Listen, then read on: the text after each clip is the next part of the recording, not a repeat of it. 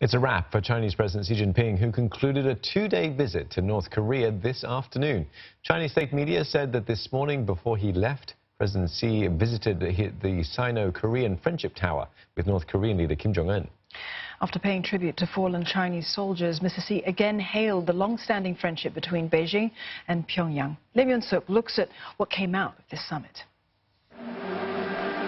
Fireworks burst into the sky of Pyongyang, and it's all smiles as they watch flags for North Korea and China being displayed and signs proclaiming that the two countries were true and reliable comrades.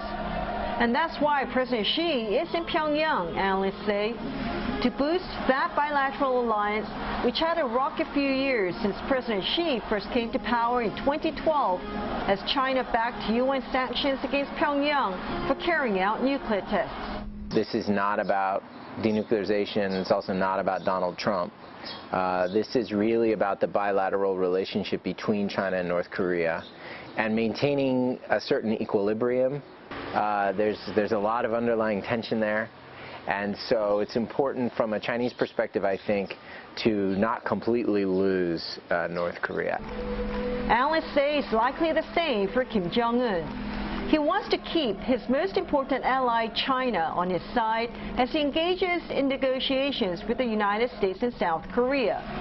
Some say there is a message for U.S. President Donald Trump. 이제는 그동안 냉랭했던 북중 관계를 완전히 정리하고 활발한 동맹 관계의 본질로 돌아가겠다는 겁니다. 그래서 북중 동맹 관계를 확고히 해가지고 미국과 대적하겠다는. While others question how much leverage would President Xi and Mr. Kim get from this trip in their dealings with President Trump. North Korea is not a top issue. Trade is number one, and then there are other issues in between before you get to North Korea. So even if Xi Jinping got some kind of new message from Kim, how much is it really going to help him with Donald Trump? Moreover, Kim Jong-un has a direct channel with Donald Trump. He can send him a letter, he can send him an envoy, he's got plenty of ways to talk.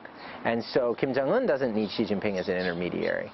But they agree it will be interesting to see what will come out of talks related to North Korea between the U.S. and China when Mr. Xi and Mr. Trump meet next week in Japan. Especially since the North Korean leader did tell Mr. Xi that he was willing to be patient in talks with the United States, but wanted the parties concerned to meet him halfway.